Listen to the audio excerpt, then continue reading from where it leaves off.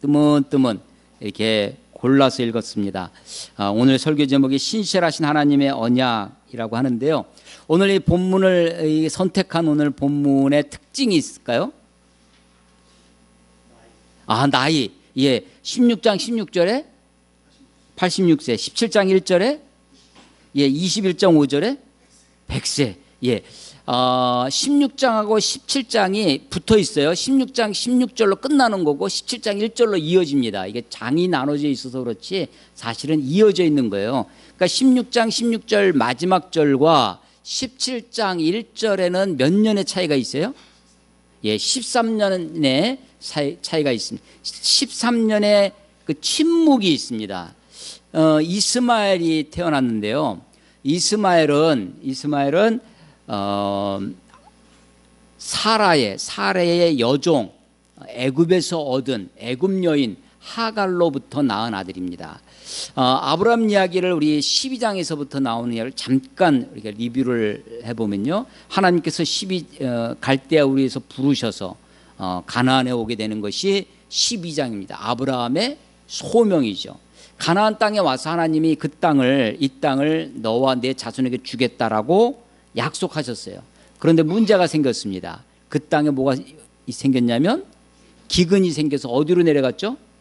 애굽에 내려갔습니다. 애굽에 내려가서 자기 아내 사라를 누이라고 속이죠. 그런데 그것 때문에 바로의 집에 재앙이 오고 바로가 그제서야 이 사라와 아브라함을 돌려보내는데, 사라를 데리고 올 때 애굽 왕 바로가 많은 물질을 줬다.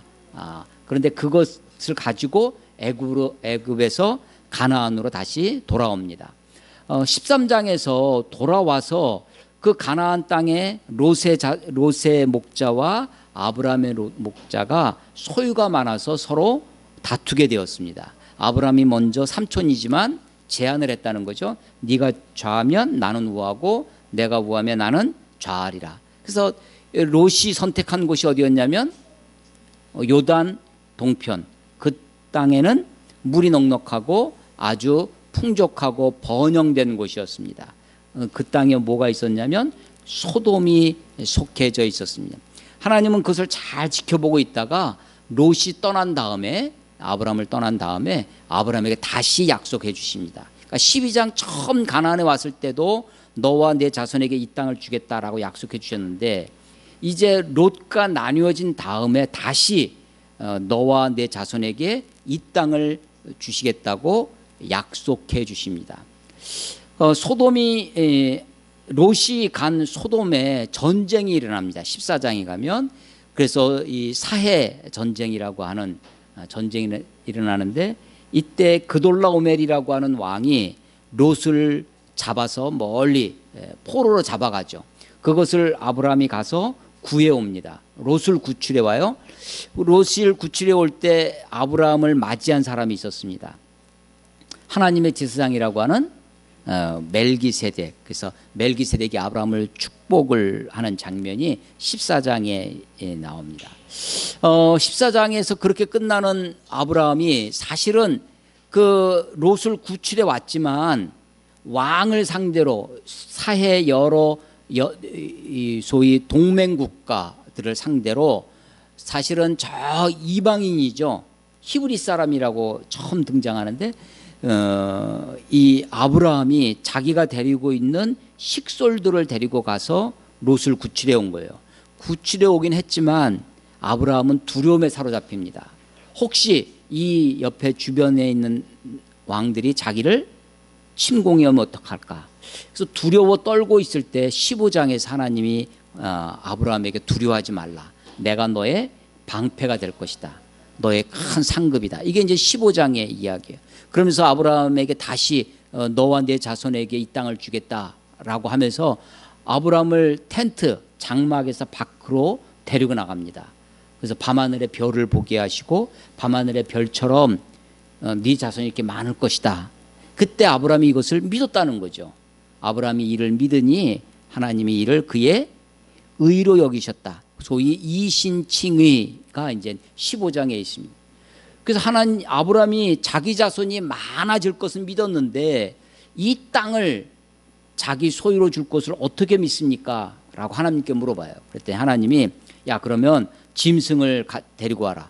3년 된 암양 3년 된 소를 가져와라. 그랬더니 아브라함이 그것을 가지고 와서 각을 뜹니다. 2토막을 내놓고 하나님께 제사를 드리려고 그렇게 준비하고 있죠. 그러니까 솔개가 와서 그 사체를 짐승의 사체를 먹으려고 오니까 아브라함이 처음에는 쫓습니다. 쫓다가 그냥 아브라함이 깊이 잠들어 버리죠. 그 깊이 잠든 사이에 하나님이 아브라함과 언약을 체결해요. 그 쪼개진 짐승 사이로 불이 지나갑니다. 그래서 이 언약이라고 하는 것이 베리트라는 말이죠. 베리트라는 말인데 영어로 하면 컷의 뜻입니다. 자르다. 우리는 언약을 맺다 하는데 이 사람들은 언약을 자르는 거예요.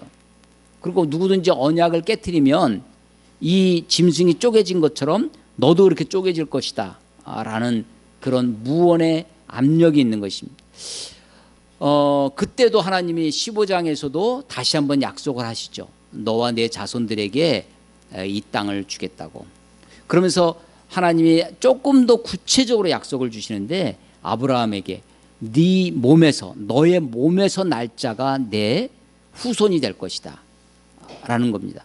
자기 몸에서 난다고 하니까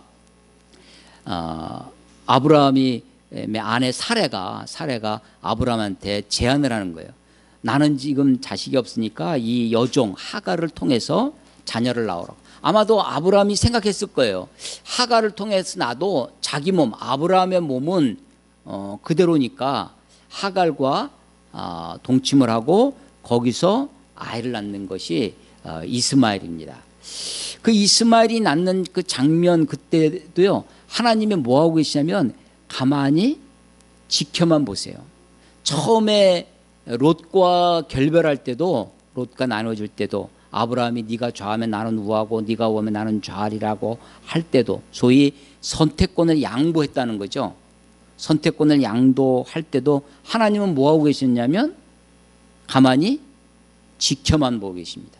사실은 하나님이 지금 성경을 통해서 우리가 배울 것이 뭐냐면 하나님이 어떤 방식으로 일하시는가, 하나님이 어떤 방식으로 사역을 일을 하시는가 하는 것을 우리가 봐야 할 것입니다. 하나님은 가만히 지켜만 보고 계시는 거죠. 이스마엘 하갈이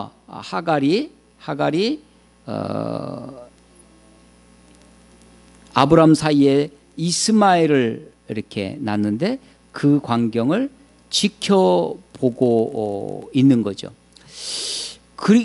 그래서 오늘 16장 16절 마지막이 아브라함이 이 이스마엘을 낳았을 때 나이가 86세라는 것입니다.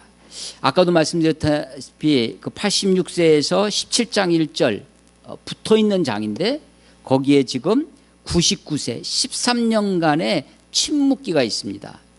그냥 건너뛴 것이 아니겠죠. 하루하루를 살아왔습니다. 하루하루를 살아가는데 아브라함이 어떻게 살았는지 하나님이 어떻게 하셨는지 아무 언급이 없이 성경은 이 86세에서 99세 13년간의 세월을 압축해 놓고 있는 것입니다. 99세가 되었을 때 하나님이 아브라함에게 나타나셨다라는 것이 17장 1절입니다. 그러면서 하나님이 자기를 소개합니다. 나는 전능한 하나님이다. 이게 이제 히브리어로 하면 엘샤다이라는 거거든요. 엘샤다이. 나는 전능한 하나님이라고 하나님이 자기를 소개합니다. 저는 이걸 하나님의 자기 소개라고 이제 이름을 붙여놓는데요. 여러분 나중에 소위 하나님의 이름이 언제 등장하냐면 출애굽기에 등장합니다. 모세에게 가시나무 떨기 시내산에서 가시나무 떨기에 불붙은 모양으로 나타날 때 내 백성을 구해내라. 그랬더니 모세가 하나님께 물어보죠. 내가 가서 얘기하면 당신의 이름을 물어볼 텐데 내가 당신의 이름을 무엇이라 할까요? 라고 물어봤더니 하나님 그때 이름을 가르쳐줘요. 나는 스스로 있는 자니라 라고 하는 여호와 야훼라는 이름을 가르쳐주죠. 근데 그때 조금 더 뒤에 가서 6장에 가면요. 출애굽기 6장에 가면 어떤 표현이 있냐면 내가 아브라함과 이삭과 야곱에게는 전능의 하나님으로 알려주었지만 여호와로는 알려주지 않았다라는 거예요. 그러니까 하나님이 지금 믿음의 조상이라고 하는 아브라함, 이삭, 야곱에게 자기를 어떻게 소개하고 있느냐면 나는 전능한 하나님, 이게 하나님의 이름이라는 거예요. 엘샤다이. 제가 이제 신학교 가서요, 처음에 이제 히브리어 이렇게 배우고 할 때 이 부분을 보면서 엘샤다이가, 샤다이가 엘은 하나님이라는 뜻입니다. 엘, 이스라엘, 이게 엘로힘, 엘이 하나님인데 이 샤다이가 무슨 뜻인가? 이 샤다이가요, 이게 어디서 왔냐면 뜻이 두 가지가 있습니다. 우리가 배하면 타고 다니는 그 바다에 떠 있는 배도 있고 먹는 배도 있고 이 배도 있고 한 배, 두 배 있잖아요. 같은 음의 뜻이 여러 가지 있는 것처럼 샤다이가 대표적인 의미가 두 가지가 있는데 하나가 산입니다. 산. 그러니까 엘 샤다이는 산의 하나님이에요. 실제로 하나님이 그렇게 이스라엘 그 고대 근동에서 여호와 하나님을 산의 신, 지역신의, 고대에는 그 지역신의 개념이 있어요. 바다에 가면 바다의 신이 있고요. 산에 가면 산신, 우리 거기다 영자를 붙이 산신령, 바다에는 용왕, 뭐 이런 식으로 그렇게 지역신에, 심지어는 장독대에는 장독귀신이 있고 우물에는 우물신이 있고, 이게 지역신의 개념이 고대에 그런 신이 개념이 있었습니다. 하나님을 사람들이 오해하는 거죠. 하나님이 어디서 만난 그 이스라엘 백성들에게 임하냐면, 물론 개인적으로는 아브라함, 뭐 이삭, 야곱에게 이렇게 만나시지만 민족으로서 어떤 공동체에게 임하시는 것이 신의 산입니다. 신의 산에서 하나님이 강림하시죠. 그 산의 신이라고 사람들이 생각을 했던 거예요. 그래서 엘 샤다이, 샤다이가 산이라는 뜻이 있는데 또 하나의 뜻이, 아주 대표적인 뜻이 있는데 그게 엄마들의 젖가슴을 샤다이라고 그래요. 그러고 보니까 산하고 비슷하게 생기긴 한 것 같아요. 그래서 그러면서 그 교수님이 히브리어를 처음 가르쳐 주면서 엄마 품에 있는 아이처럼 충만함, 하나님의 품에 거하는 충족함, 어린아이가 엄마 품에 있으면 그것으로 만족하지 않냐, 거기서 모든 것이 해결되지 않느냐, 거기에서부터 전능한 하나님, 엄마는 모든 게 해결되죠. 그런 것처럼 엘샤다이가 전능하신 하나님이라는 거죠. 하나님이 전능한, 그래서 엘샤다이, 산의 신, 젖가슴의 신, 이런 뜻인데 그것을 이제 번역을 하면서 Almighty, 전능한 하나님, 이렇게 우리가 번역하고 이해하게 됐다는 것입니다. 나는 전능한 하나님이다 라고 하는 것입니다. 오늘 제가 성경 본문을 이렇게 정하면서 나이가 지금 86세, 99세, 100세, 21장 5절에 100세라는 것이고, 또 하나 제가 오늘 주보에 보시면 좀 진하게 표시한 게 있어요.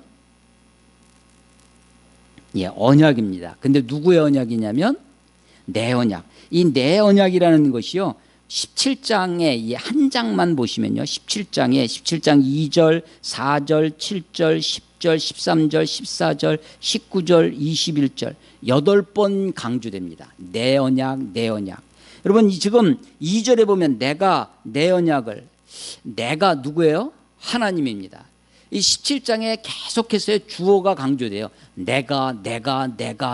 하나님이 지금 하나님이 주도적으로 이끌어갑니다. 아니, 아브라함의 생애 가운데 물론 하나님이 아브라함을 갈대아우르에서 불러내셨습니다. 그 부르심에 응답하여 가나안까지 왔어요. 갈대아우르에서. 근데 하나님이 지금 우리 13장 룻과 결별하는 것, 또 14장 전쟁 이야기, 15장 16장 이스마엘이 태어나는 그 과정 속에서 하나님이 지금 어떤 하나님이냐면, 어떻게 일하셨냐면 주로 아브라함이 어떻게 하나 가만히 지켜보시는 하나님이셨어요. 근데 17장 오면 17장 갑자기 하나님이 주도적으로 일하십니다. 내가 그렇게 하세요. 13년간의 공백기를 뛰어넘고 86세에서 99세로 도대체 그 사이에서 무슨 일이, 하나님이 지금 이 아브라함을 어떻게 보셨는지 갑자기 내가 이게 17장입니다. 그러면서 12절 17장 2절을 가만히 주목해 보세요. 내가 하나님이 내 언약을 나와 너 사이에 두고, 너는 분명 아브라함이죠. 근데 하나님이, 하나님과 아브라함 사이에 뭐가 있어요?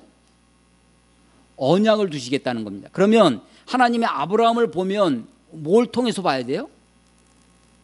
언약을 통해서 보는 겁니다. 그러니까 사람을, 우리가 무엇을 볼 때 선글라스를 끼면, 까만 선글라스를 끼고 빨간 선글라스를 끼면 그 색안경을 끼고 보잖아요.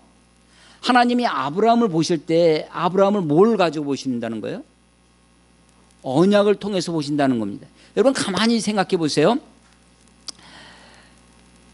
처음에 12장에서 갈대아 우리에서 가나안까지 왔습니다. 약속의 땅이, 하나님이 내가 이 땅을, 소위 젖과 꿀이 흐른다고 하는 그 땅입니다. 이 땅을 너에게 주겠다라고 했는데 기근이 생기니까 곧바로 애굽에 내려갑니다. 애굽에 내려가서 자기 누이를, 자기 아내를 누이라고 속이죠. 꼼수를 부린 거예요. 근데 하나님이 거짓말한 아브라함을 책망하지 아니하시고 누구를, 바로에게 재앙을 주셔서 바로를 곤고하게 만드는 거예요. 그래서 그것 때문에 그 사실은 꼼수를 부린 아브라함, 거짓말한 아브라함에게 오히려 아브라함에게 재산이 생깁니다.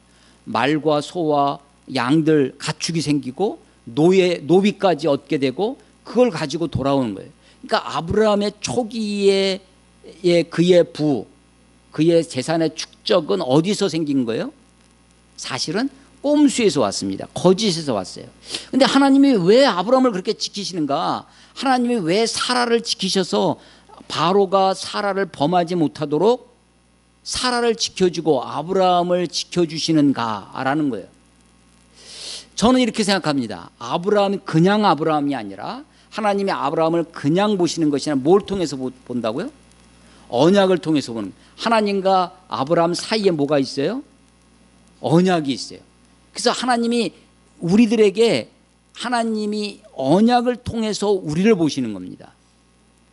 그래서 2절, 내가 내 언약을 나와 너 사이에 두어 너를 크게 번성하게 하리라. 여러분 이 히브리 문법, 이 성경의 이 문장 중에 이 대칭 구조가 있어요. 케이아스틱이라고 하는 건데요. 이렇게 데칼코마니를 생각하시면 됩니다. 데칼코마니 이렇게 딱 접으면 이렇게 딱 하잖아요. 그래서 크게 번성하리라, 또 한번 찾아보세요. 크게 번성하리니, 번성이라는 단어가 어디 나오는지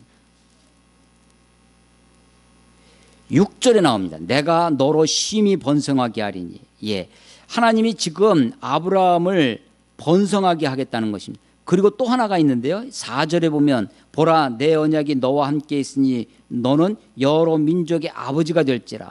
5절에도 보면 여러 민족의 아버지가 될지라. 그러니까요, 아버지와 아버지가 붙죠. 번성이 붙습니다.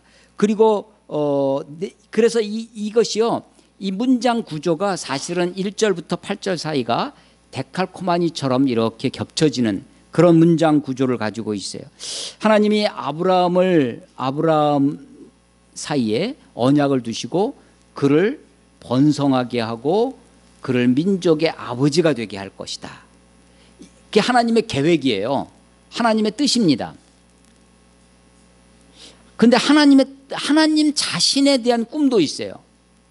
하나님 자신에 대한. 그게 7절 8절에 나오는 건데, 7절 내가 내 언약을 나와 너 및 내 대대 후손 사이에 세워서 영원한 언약을 삼고 너와 내 후손의 하나님이 되리라. 하나님이 되겠다는 거예요. 8절 끝에도 보면 나는 그들의 하나님이 되리라. 이 성경에요, 특히 구약성경의 전체 흐르는, 아니 요한계시록에도 반복되어지는 하나님의 꿈이 있습니다. 너희를 내 백성으로 삼고 나는 너희의 하나님이 되리라.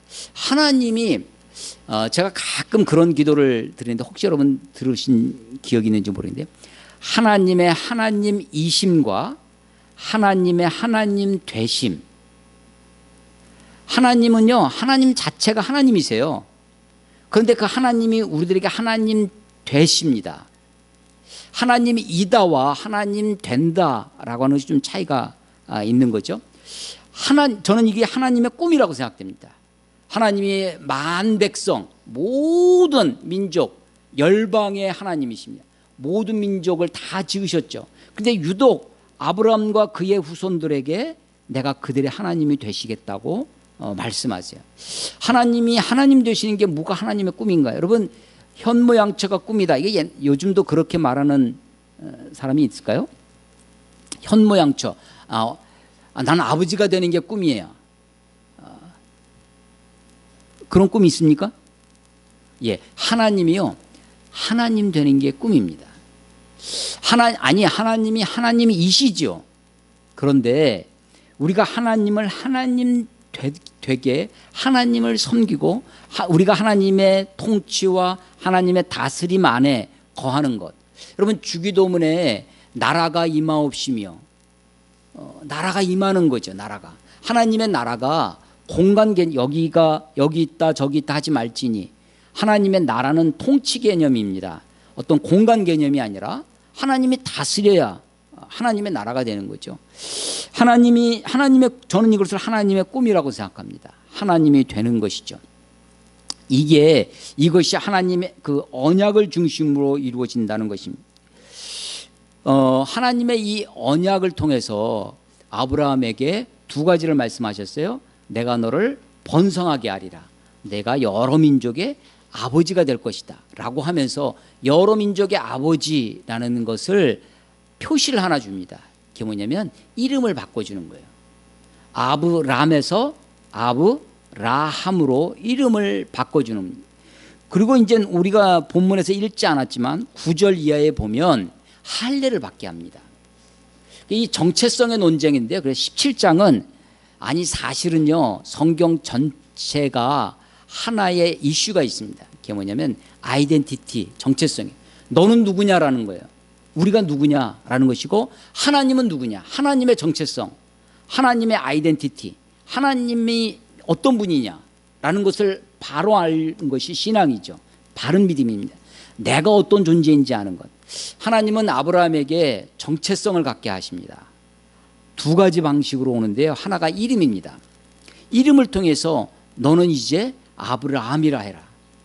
그런데 이 이름은 누가 사용해요? 이게 물론 내 이름이죠. 내 이름인데 누가 부르냐면 다른 사람이 불러주십니다. 다른 사람을 통해서 나타나지는 정체성이 이름이에요. 그런데 할례는 어떻습니까? 할례가 11절에 보면요, 오늘 본문에 이게 주보에는 안 나와 있지만 17장 11절에 너는 포피를 베어라. 이것이 나와 너희 사이의 언약의 표징이라. 하나님이 나와 너 사이에 내 언약을 두겠다고 했는데 그 언약의 표징, 사인이 뭐냐? 그게 할례라는 것입니다. 할례는 포피를 베는 거예요. 옛날 성경은, 우리가 지금 가지고 있는 개역 개정판은 포피라고 되어 있는데 옛날 성경은 그것이 양피라고 되어져 있습니다. 포피가 뭔지는 다 아시죠? 그렇지.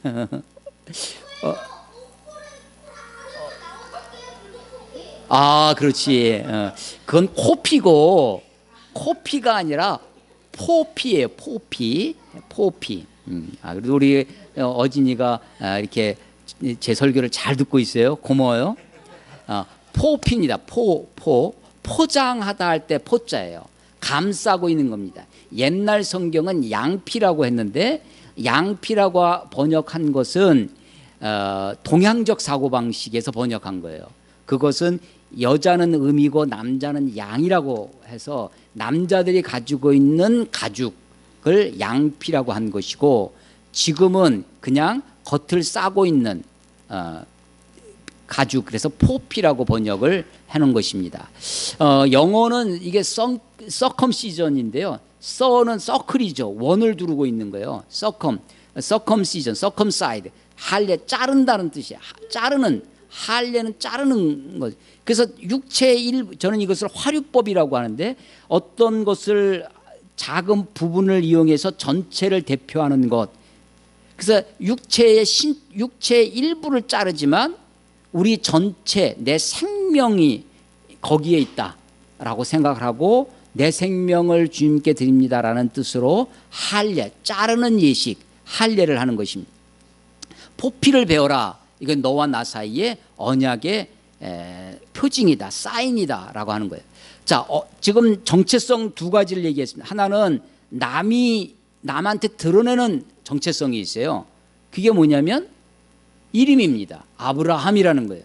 그런데 자기 정체성, 여러분 할례 받은 것을 이 육체의 일부를 자른 이것을 남한테 보여주고 다니면 큰일 나죠. 그건 성희롱이 되는 겁니다. 이것은 자기만 보는 거예요. 자기만. 하나님과 나 사이에 자기 정체성, 자기 확신, 자기 신념을 가지는 거예요. 그 할례를 받게 하는 것이 17장입니다. 그런데 15절부터는 이제 사라를 통해서 이야기를 하시는 거죠. 이제는 사라가 아들을 낳을 것이다. 15장에서는요, 아브라함 네 몸을 통해서. 그래서 우리는 이걸 뭐라고 하냐면, 성경은 계시의 책인데, 계시죠. 하나님이 우리들에게 알려주시는 거예요. 계시입니다. 그런데 계시의 성격, 하나님의 계시의 아주 독특한 성격, 두드러진 특징이 뭐냐면 점진적 계시라는 거예요. 그러니까 점점 포커스가 좁아집니다. 점진적 계시. 하나님이 아브라함을 통해서 그의 후손, 아브라함의 몸, 사라의 몸, 다윗의 자손, 베들레헴 점점 모아져서 이제 예수 그리스도로 포커스가 모아지는 거죠. 점진적 계시예요. 하나님이 15장에서 네 몸에서, 아브라함 네 몸에서 난다고 그랬는데 이제는 17장에 와서 사라를 통해서, 그랬더니 아브라함이 웃는 거예요. 웃으면서 17절, 아브라함이 엎드려 웃으며 마음속으로 이르되 100세나 된 사람이 어찌 자식을 낳을까? 사라는 90세니 어찌 출산하리요 하고, 아브라함이 이에 하나님께 아뢰되 이스마엘이나 하나님 앞에 살기를 원하나이다. 이 17장에 나와 있는 아브라함의 첫 마디입니다. 아브라함이 지금 17장의 주도권은 누가 가지고 있다고요? 하나님이 내가 하나님이 계속, 하나님이 주도적으로 일하세요. 말씀하시고. 근데 아브라함이 계속 듣고 있다가 한마디 한 거예요. 뭐라고 그래요? 아브라함이 지금 이 사라를 통해서 아들을 낳을 것이다 라고 이야기를 들었더니 아브라함이 하는 얘기가 뭐예요? 속으로 웃으면서 하나님한테 뭐라고 그랬어요? 이스마엘이나 하나님 앞에 살기를 원하나이다. 여러분 이 말이 어떻게 느껴지세요? 어떤 느낌이에요? 아브라함이나 잘 살았으면, 이스마엘이나 잘 살았으면 좋겠습니다. 이런 말을 우리가 자조적이다 라고 합니다. 여러분 이 말이 지금 이스마엘이 86세에 태어났어요. 13년이 지난 99세 동안 이 이스마엘을 보고 자기가 이 하갈이라고 하는 첩을 통해서 낳은 이 이스마엘이 자라는 것을 보고 있죠. 보고 있으면서 아브라함의 이 마음속에, 아브라함의 삶의 태도 중에요, 순응이라는 것이 있습니다. 순응. 우리는 굉장히 능동적인 신앙이 우리가 계속해서 배우고 듣고 우리에게 주입되어지는 것 중에 하나가 능동적 사고방식, 적극적 사고방식 막 이런 거예요. 근데 가만히 하나님의 사람들, 믿음의 사람들의 모습을 보면 굉장히 수동적입니다.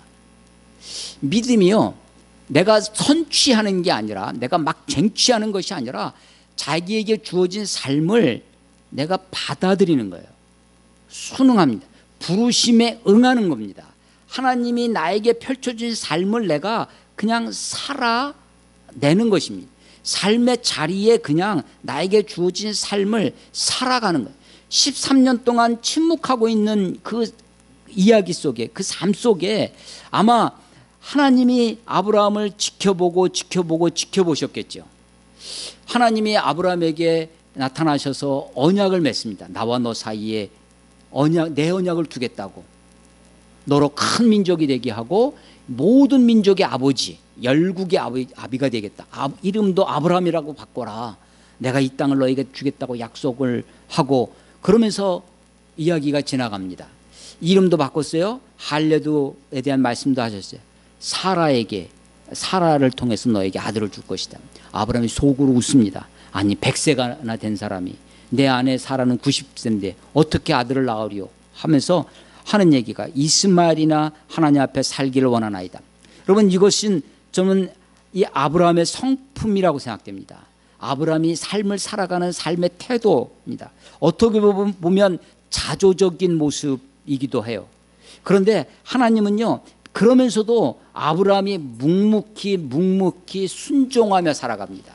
하나님의 말씀을 우리는요 얼마나 많은 순간 자기 꿈을, 자기 야망을, 자기 욕심을 이게 비전이라고 주장을 하면서 쟁취하듯 하나님께 그렇게 얘기하는 우리들의 모습을 봅니다. 근데 아브라함은요 그렇게 하지 않아요.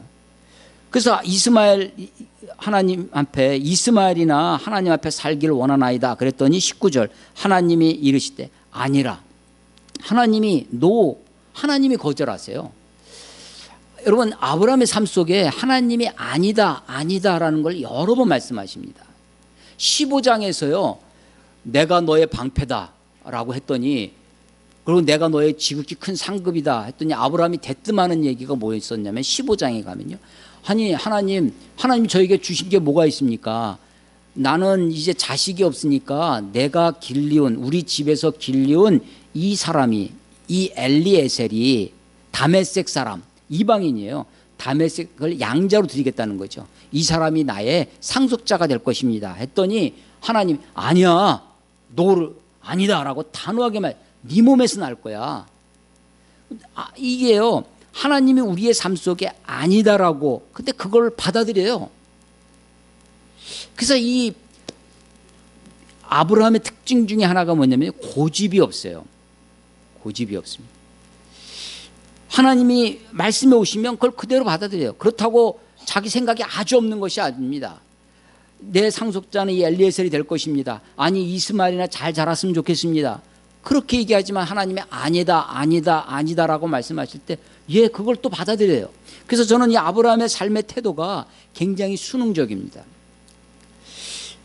그러면서 이 내년 이 시기에 사라가 내게 아들을 낳아줄 것이다 라고 하는 것을 말씀하시는 거죠. 이게 17장 이야기요. 18장은요 나그네를 영접하는 장면이 있죠. 이 나그네, 그냥 이방 나그네인 줄 알았는데 대접하고 맞더니 그게 천사였습니다. 하나님, 그리고 그 세 사람이 나타나는데 그 중에 하나님이 그 속에 있었어요.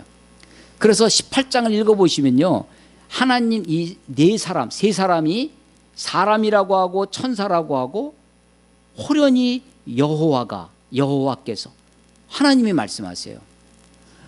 그러면서 또 아브라함에게 확인시켜 주죠.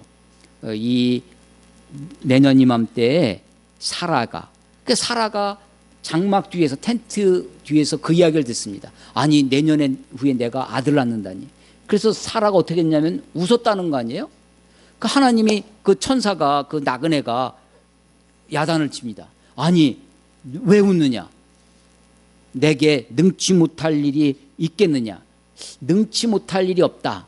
전능하다는 거죠. 17장 1절에 나는 전능한 하나님이라, 이게 지금 이어지는 겁니다. 그러면서 네가 날 웃었어? 네가 아들을 낳을 건데 그 이름을 웃음이라고 적어라. 그 웃음이 뭐예요? 이삭이에요. 이삭. 사실은 처음에는요 헛웃음을 웃었을 거예요. 아니 어떻게 내가 아들을 낳아? 근데 나중에는요 진짜 아들을 낳고 하나님이 나에게 아들을 주셨다니 환희의 웃음을 지었을 것입니다. 이삭의 이름의 뜻이 웃음이죠. 그 천사 셋이, 나그네 셋이 아브라함을 만나고 가는데 희한한 말을 합니다. 18장에 가면요 하나님이 뭐라고 하냐면 내가 하려는 것을 아브라함에게 숨기겠느냐. 18장 17절의 말씀. 하나님은 뭘 하려고 하는 것이냐? 소돔을 심판하려고 하는 거죠. 그래서 내가 그걸 아브라함에게 들려줬다는 거예요. 아브라함이 그 이야기를 듣고 하나님과 타협을 합니다. 아브라함의 중보기도죠. 하나님, 그 중에 의인이 50명이 있으면 그 50명, 그 악인들 때문에 그 50명까지 다 멸하시겠습니까? 아니 50명 있으면 내가 멸하지 않겠다. 여러분 잘 아시다시피 45명, 40명, 30명, 20명, 나중에 10명, 의인이 10명만 있어도 아브라함과 하나님 사이에 뭐가 소위 우리가 이런 걸 뭐라 그래요? 거래, 밀당, 타협이 벌어집니다. 하나님은요, 저는 이 대목이 참 멋있습니다. 아, 하나님은 그런 분이에요. 하나님은요, 꽉 막힌 요지부동의 고집불통의 하나님이 아니십니다. 하나님은 타협이 가능하신 하나님이에요. 하나님은 우리의 의견을 들으십니다. 그래서 하나님이 10명까지 줄여주죠. 여기에 나오는 하나의 주제가 하나님의 의입니다. 하나님의 정의, 하나님의 공의가 뭐냐. 하나님이 아브라함을 부르신 이유가 18장 19절에 보면 내가 그로 아브라함으로 그 자식과 권속에게 명하여 여호와의 도를 지켜 의와 공도를 행하게 하려고 그를 택하였나니. 그래서 이 소돔성의 멸망, 소돔성의 심판을 두고 하나님의 의라는 것이 그 주제예요. 19장 가면 그 소돔이 멸망합니다. 롯을 그 사이에서 구출해내시죠. 그 소돔이 하늘에서 막 유황의 불이 떨어져서 소돔이 멸망하는 광경을 보고 아브라함이 20장 가면요, 소돔이 멸망한 다음에 20장 1절에 아브라함이 거기서 가나안 땅입니다. 네게브 땅으로 옮겨가. 혹시 네게브 기억나세요? 네게브가 어디 무슨 뜻인지? 옛날 성경은 남방이라고 번역했는데 네게브는 황무지입니다. 황무지. 남쪽 네게브 사막이에요. 사막에. 아니 뜬금없이 아브라함이 소돔이 멸망한 다음에 아브라함이 네게브로 옮겨갑니다. 그리고 거기서 그랄 왕 아비멜렉을 만나는데 거기서 또 자기 아내 사례를 누이라고 또 속이는 장면이 있어요. 하나님이 또 아비멜렉을 집에 아비멜렉에게는 꿈의 현몽에서 그에게 책망하시고 그 속에서 사라와 아브라함을 보호하시는 장면이 있습니다. 그리고 21장에 가서 오늘 21장 5절에 이삭을 낳는 거예요. 그게 100세가 되는 것입니다. 자 보세요. 제가 무슨 얘기를 지금 말씀을 드리려고 하는 거냐면 지금 17장 1절에서 21장 5절까지 이 긴 이야기 사이에 1년밖에 안 지납니다. 99세에서 100세. 아이가 내년 이맘때 태어날 것이다. 그 사이에 소돔에 대한 심판 이야기가 있고 또 그 아비멜렉에 가서 자기 아내를 누이라고 속이는 장면이 있어요. 처음에 애굽에 내려갔을 때도 하나님이 왜 아브라함을 보호해 주시고 왜 사례를 보호해 주셨나? 아브라함의 거짓에도 불구하고 거기에는요, 하나님이 지금 색안경을 끼고 아브라함을 보고 있다는 거예요. 어떤 색안경이요? 언약이라고 하는 안경으로. 하나님과 아브라함 사이에 뭐가 있어요? 언약이 있어요. 내가 내 언약을 나와 너 사이에 두고, 하나님이요, 하나님과 아브라함 사이에 언약을 두고 그것도 어떤 언약이냐면 영원한 언약을 줍니다. 그래서 아브라함이 비록 그렇게 꼼수를 부리고 거짓을 행하고 하면서도 하나님은 늘 그 언약으로 아브라함을 이끌고 가십니다. 오직 의인은 믿음으로 말미암아 살리라. 우리가 이걸 조금 바꿔서 오직 의인은 신실함으로 살리라 이렇게 얘기를 합니다. 그 신실함이 누구의 신실함일까요? 의인은 그 의인의 신실함으로 살리라? 아니요. 의인은요, 하나님의 신실함으로 사는 겁니다. faithfulness라는 신실함에, 오직 의인은 믿음으로 살리라 이렇게 번역을 하니까 내 믿음 같아요. 의인이 자기 믿음으로 사는 것 같습니다. 근데 사실은 하나님의 의인은 신실함으로 삽니다. 무슨 신실함? 하나님의 신실함으로 사는 겁니다. 오늘 설교 제목이 뭐냐면 신실하신 하나님의 언약이에요. 나는 부족합니다. 나는 연약하고 나는 거짓과 꼼수와 나는 불의와 의심과 염려로 살아갑니다. 아니 지금 소돔성이 불로 유황에 멸망하는 것을 보고 아브라함이 대뜸 어디로 가냐면 네게브 사막으로 도망을 치는 거예요. 거기서 그랄 왕 아비멜렉을 만나고 거기서 자기 아내 사라를 또 누이라고 속이는 겁니다. 근데 하나님이 그를 지켜주세요. 그리고 21장에 가서 이삭이 태어나는, 그게 1년간에 벌어지는 겁니다. 99세에서. 그러니까 뭐냐면요, 아브라함의 어떠함이 아닙니다. 아브라함이 원대한 꿈을 갖고 아브라함이 원대한 비전을 가져서 그것으로 아브라함을 부르시고 아브라함을 민족의 조상으로, 열국의 아비로 삼으시는 것이 아닙니다. 아브라함의 삶의 태도에 아주 오히려 두드러진 것이 뭐냐면, 그것은 삶의 순응입니다. 믿음은 따라가는 것이죠. 믿음의 길은, 제자의 길은 따라가는 것입니다. 하나님이 우리에게 펼쳐주시는, 우리에게 허락하시는 삶을 내가 어떻게 순응하며 사는 것입니다. 여러분, 창세기를 우리가 매일 성경을 통해서 아침에 큐티를 하고 말씀을 따라가고 있는데, 여러분 한번 아브라함의 삶의 모습, 삶의 태도, 삶의 자세를 한번 잘 보세요. 아브라함이 능동적으로 살아가고 있나, 수동적으로 살아가고 있나, 아브라함이 자기에게 펼쳐진 삶을 어떻게 살아가고 있나. 그런데 그에게 그 순응의 삶 속에 무엇이 있냐면요, 순종이 있습니다. 하나님의 말씀을 따라가는 순종이 그에게 있는 것입니다.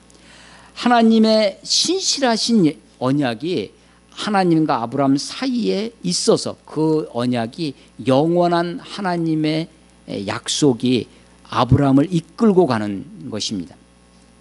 오늘 설교 본문을 아주 제가 16장, 17장, 18장, 21장 이렇게 말씀을 발췌했는데, 여러분 이 부분을 한번 읽어보세요. 우리가 장이 나눠져서 생각이 자꾸만 단절이 됩니다. 그런데 한번 쭉 이어서 생각해 보시고 읽어보시고, 하나님이 아브라함의 어떠함이 아니라 하나님의 신실하심이, 하나님이 자기가 한 자기의 언약입니다. 내 언약이에요. 하나님의 언약을 지켜갑니다. 15장에서 짐승을 잡아놓고 솔개가 오는 것을 쫓는 그 장면에서도 아브라함은 뭐하고 있냐면 깊이 잠들고 있죠. 그런데 그때 하나님이 불로서 그 사이를 지나가시는 거예요. 어떻게 보면 하나님이 일방적으로 언약을 맺고 있는 것입니다. 하나님의 일방적인 언약이 우리에게 있어요. 지금도 저는 그렇게 믿습니다. 하나님이 우리들의 하나님이십니다. 하나님이 우리의 하나님 되기를 원하세요. 하나님의 꿈입니다. 너희가 내 백성이 되고 내가 너희의 하나님이 되리라. 이게 하나님의 꿈입니다. 하나님의 계획이에요. 하나님이 우리를 부르셨습니다. 우리가 부르심에 응답해서 예수 그리스도를 구주와 주님으로 영접하고 하나님의 자녀가 되는 권세를 우리에게 주십니다. 하나님의 자녀인 우리가 비록 혹 실수하고 넘어지고 혹 연약해도 모든 것을 합력하여 선을 이루시는 하나님이 우리를 이끌어 가시고 우리를 통하여 하나님의 뜻을 이루시리라 믿습니다. 하나님 우리를 보실 때 어떻게 보시느냐? 아브라함을 하나님의 언약을 통해서 보셨듯이 우리를 보실 때 예수 그리스도의 십자가를 통해서 우리를 보실 것입니다. 율법이, 사탄이 우리를 계속해서 참소하고 우리를 고소하고 고발할 것입니다. 우리를 죄인이라고, 네가 그러면서 무슨 그리스도인이냐고. 그런데도 불구하고 우리가 그리스도인이라고 하는 이름을 가졌습니다. 자기 정체성이, 십자가의 흔적을 우리가 갖습니다. 예수님이 우리를 변호해 주실 것입니다. 예수님을 통해서 우리를 보시는 겁니다. 그래서 우리가 그리스도 안에 거하는 겁니다. In Christ, 그리스도 안에. 그래서 하나님이 그리스도를 살리실 때, 그리스도를 일으키실 때, 죽음에서 건지실 때 그 안에 있는 나를 함께 건지시는 거예요. 그래서 에베소서나 골로새서에 보면 그리스도와 함께, 그와 함께 우리를 일으키시고 그와 함께 하늘에 앉히시고 그리스도와 연합된 우리들을, 그래서 마치 아브라함을 언약이라고 하는 것을 통해서 아브라함을 보셨듯이 우리를 예수라고 하는, 십자가라고 하는, 하나님의 자녀라고 하는 것으로 우리를 다루시고 인도하여 주실 것입니다. 세월이 많이 지나갑니다. 86세에서 99세, 100세, 13년, 14년 그 세월 동안 하나님은 변함없이 아브라함을 붙드시고 이끄시고 인도하십니다. 여기에 하나님의 언약이 있기 때문입니다. 신실하신 하나님의 언약이 아브라함을 크게 번성하게 하고 여러 민족의 아비가 되게 할 것입니다. 이스마엘이나 살게 해주십시오 라고 하는 것이 자조적인 아브라함의 모습이었는데 아니라고 말씀하시고 사라를 통해서 하나님의 언약을 신실하게 지켜가시는 모습을 성경을 통해서 보게 됩니다. 오늘도 우리들에게 하나님의 언약이 있습니다. 예수 그리스도의 십자가의 보혈이 저와 여러분들을 하나님의 자녀로 삼으시고 우리를 이끌어 가실 것입니다. 성경을 통하여 성경을 읽을 때마다 하나님이 일하시는 방식을 보고 그 방식이 오늘 우리들에게도 어떻게 적용되어질지, 어떻게 그 말씀이 이루어질지를 꿈꾸고 소망하며 살아가시는 저와 여러분이 되시기를 주의 이름으로 축원합니다. 기도하겠습니다. 하나님 아버지, 은혜를 감사합니다.